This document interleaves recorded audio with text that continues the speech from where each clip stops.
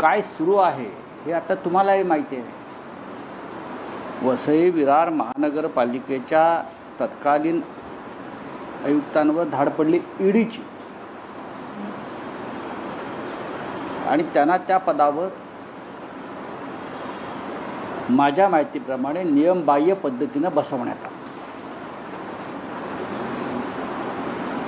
आणि दादा भुसे यांचा आग्रह होता हे मी अनेकदा पाहिला आहे.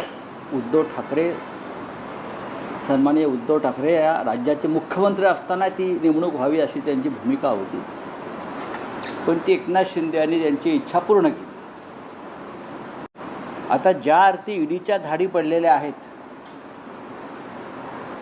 फडणवीस मंत्रिमंडळातील एका मंत्र्यानं नियुक्त केलेल्या आयुक्तावर,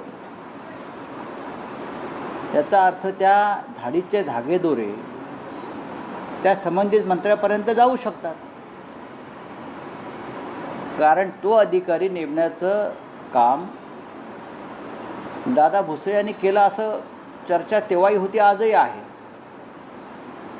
आणि ते रेकॉर्डवरती आहे, त्यांचे शिफारसपत्र आहेत माझ्या माहितीप्रमाणे. पण ठीक आहे, आता पाहू तपास यंत्रणा काय करतायत. की नवीन जो एक कायदा महाराष्ट्रामध्ये आलेला आहे, फडणवीस ॲक्ट, की समज द्या आणि सोडून द्या.